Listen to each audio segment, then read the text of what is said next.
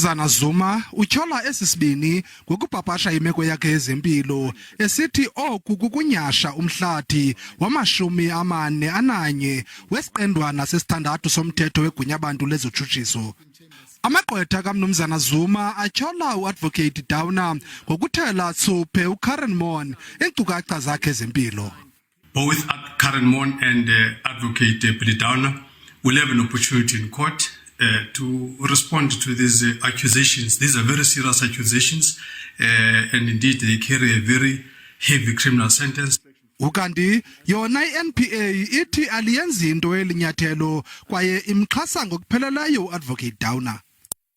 And its leadership fully support Advocate Downer as we believe that these charges are baseless and without merit, and therefore only designed to intimidate him in the prosecution of Mr. Zuma.